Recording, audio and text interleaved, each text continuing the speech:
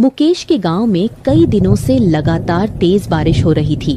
बारिश थमने का नाम ही नहीं ले रही थी। गांव में अब निचले दर्जे का सैलाब आ गया था। सभी गांव वाले परेशान थे। अब गांव में सूखा पड़ गया था। खेत खलिहान सब बर्बाद हो चुके थे। मुकेश को समझ नहीं आ रहा था कि अब वह क्या करे। उसका एक कच्चा घर था जो तेज बारिश सहन नहीं कर पाया। अब मुकेश के पास कुछ भी नहीं बचा था। उसने फैसला किया कि वह दूसरे गांव चला जाएगा। मुकेश राजनपुर नाम के गांव में काम ढूंढने आया। उसने बहुत जगह काम ढूंढा पर किसी ने उसे काम नहीं दिया, क्योंकि वह इस गांव का नहीं था। कोई उसे जानता नहीं था और कोई भी अनजान पर भरोसा करने को तैयार नहीं था। मुकेश बहुत परेशान था। उसे अब बहुत भूख भी लगी थी। वह एक घर के सामने वाले पेड़ के नीचे बैठ गया। उसी घर से एक आदमी मुकेश के पास आया। आप यहाँ रास्ते में क्यों बैठे हैं? कहाँ से आए हैं? इस गांव के तो नहीं लगते। साहब, मैं पास के गांव में रहता था। हमारे गांव में तेज बारिश की वजह से सैलाब आ गया था। कुछ भी नहीं बचा। सारा गांव पानी में डूब गया। मैं मजदूर हूँ, वहाँ अब कोई काम ना था, सो इसी कारण इस गांव में पनाह लेने आ गया। परंतु यहाँ तो मुझे कोई काम नहीं दे रहा। कल से भूखा हूँ। तो ये बात है। मेरे पास तुम्हारे लिए एक काम है। अगर तुम्हें एतराज ना हो, तुम मेरे पास काम कर सकते हो, परंतु काम थोड़ा सा मुश्किल है। मैं तुम्हें 500 रुपए हर महीने के हिसाब से दूंगा और खाना भी मुफ्त मिलेगा। साहब जी, ये तो बहुत भला हो जाएगा मेरा। मुझे और क्या चाहिए? क्या काम करना होगा मुझे? मेरे पास 30 गाय और 25 बकरियां हैं। उनकी देखभाल करनी होगी, उनकी साफ सफाई, सब काम देखना होगा। ये इतना आसान नहीं है, मैं जानता हूँ। अगर तुम करना चाहो तो मैं तुम्हें काम दे सकता हूँ। साहब जी, मैं ये काम कर लूंगा और पूरी ईमानदारी के साथ करूंगा, परंतु मुझे आपसे एक और विनती भी करनी है। मेरे पास रहने की कोई जगह नहीं है। कृपया मुझे रहने के लिए भी कोई ठिकाना दे दें। सेठ ने मुकेश को ध्यान से देखा, फिर कुछ सोचकर कहा, मुकेश, गौशाला के पास ही मेरा एक डेरा है। वहाँ एक कमरा है जहाँ मेरा एक और मुलाजिम रहता है। तुम वहाँ रह सकते हो। सेठ, आपका बहुत बहुत धन्यवाद। अगले दिन से ही मुकेश काम पर लग गया। वह बहुत मेहनत और दिल से काम करता। इतनी सारी गायें और बकरियां संभालना उसके लिए बहुत मुश्किल था, पर मजबूरी थी। उसे काम करना ही पड़ा। वह रात तक अपने काम में व्यस्त रहता। मुकेश के साथ सेठ का एक नौकर भी रहता था, जिसका नाम साजन था। साजन मुकेश से अच्छे से बात नहीं करता था, क्योंकि उसे मुकेश के साथ कमरा बांटना पड़ रहा था, जो उसे बिल्कुल पसंद नहीं आया।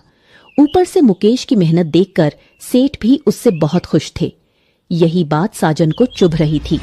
वह चाहता था कि किसी तरह मुकेश यहाँ से चला जाए। एक सुबह सुबह ही सेठ उनके कमरे में आए। उन्हें देखकर दोनों हैरान रह गए। मुकेश, तुम बहुत अच्छा काम कर रहे हो। मैं तुम्हारी मेहनत और ईमानदारी से बहुत खुश हूँ। अब दूध काफी बेहतर और ज्यादा मिल रहा है। ये सब तुम्हारी मेहनत का ही नतीजा है। इसलिए अब से तुम्हें 800 रुपए दिए जाएंगे। इसी तरह दिल से काम करते रहना। सेठ ने साजन से कुछ नहीं कहा और वहां से चले गए। अब साजन मन ही मन मुकेश से जलने लगा। ऐसे ही 2 साल बीत गए। मुकेश अपने सारे पैसे बचाता रहा। अब उसके पास काफी पैसे इकट्ठा हो गए थे और वह सेठ का काम भी बहुत अच्छे से करता था।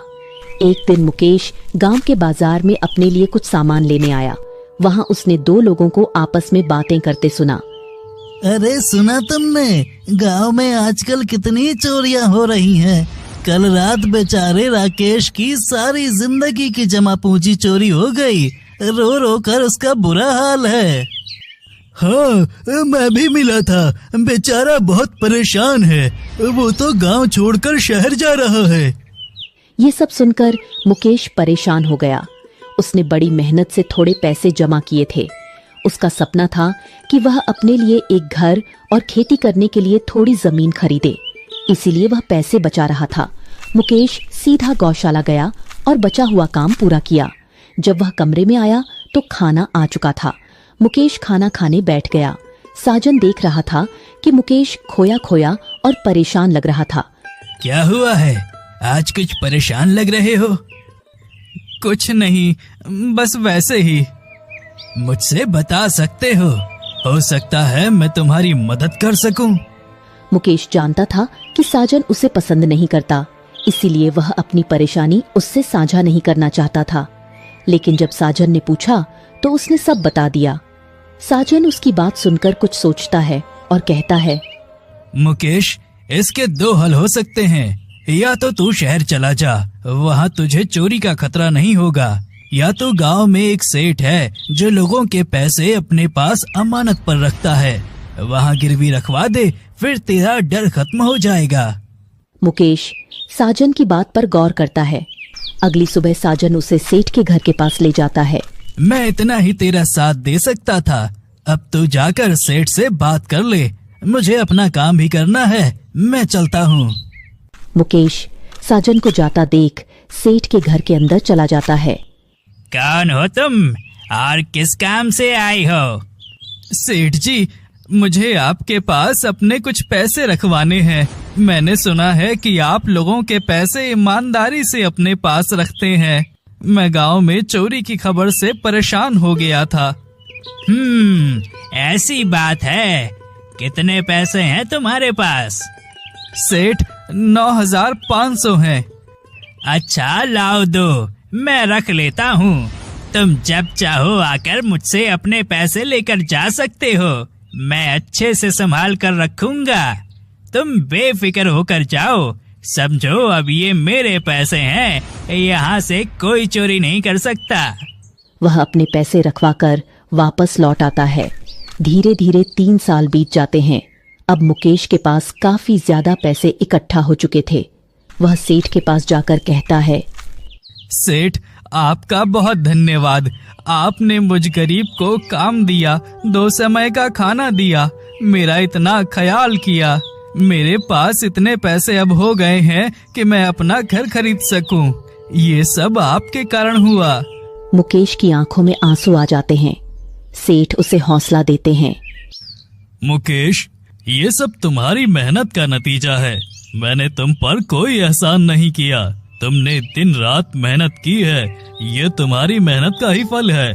तुम्हें कभी भी मेरी जरूरत हो तुम मुझसे मदद ले सकते हो, मैं तुम्हारी मदद जरूर करूंगा। सेठ, आज मुझे कुछ देर के लिए छुट्टी चाहिए थी।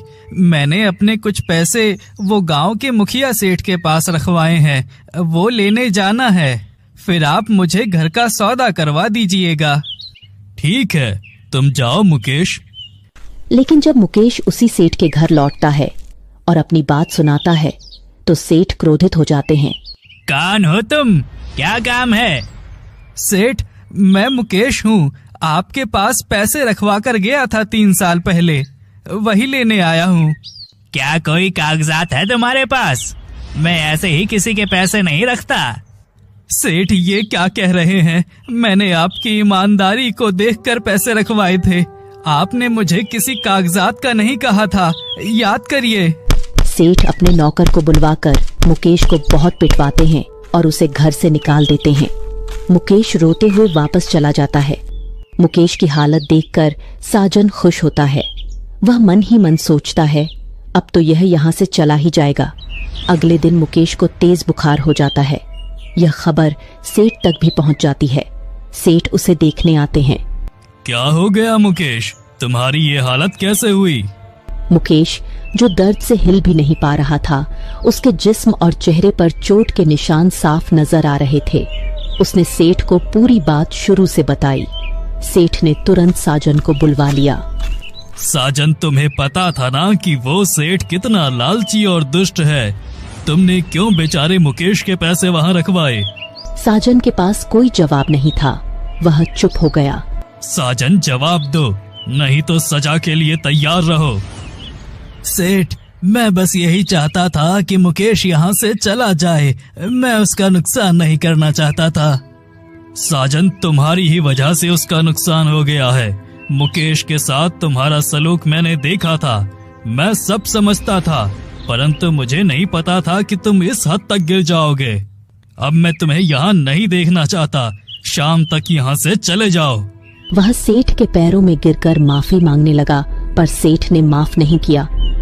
सेठ, साजन को माफ कर दें।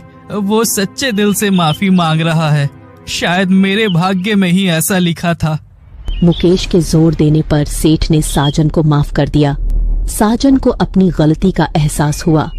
उसने मुकेश और सेठ को एक योजना बताई। मुझे उम्मीद है मेरे पैसे मुझे मिल जाएंगे। फिर सेठ एक बड़ा बक्सा लेकर मुखिया सेठ के पास पहुँचे। मैं शहर अपने कारोबार के सिलसिले में जा रहा हूँ। मुझे वहाँ कुछ दिन लग सकते हैं।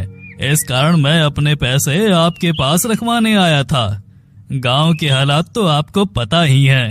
हाँ, गांव के हालात तो बहुत बुरे हैं।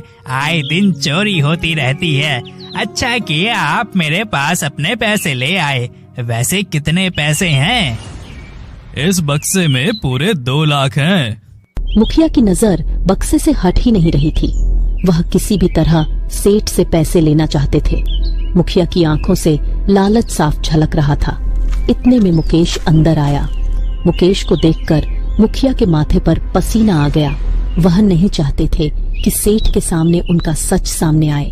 उन्होंने मुकेश को देखते ही तुरंत कहा, अरे मुकेश, अच्छा हुआ तुम आ गए।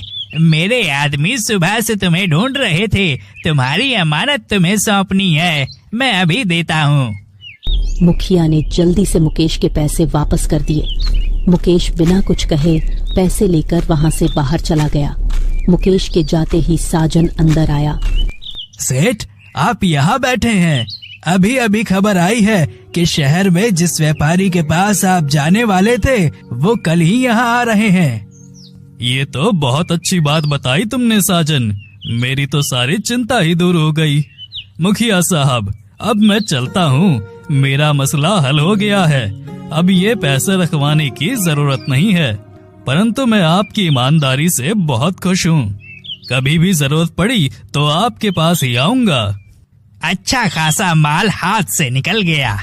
मुकेश ने सेठ और साजन का धन्यवाद किया। साजन ने मुकेश को गले से लगा लिया। यह देखकर सेठ बहुत खुश हुए। फिर मुकेश ने अपने लिए एक घर खरीदा। साजन और मुकेश पक्के दोस्त बन गए।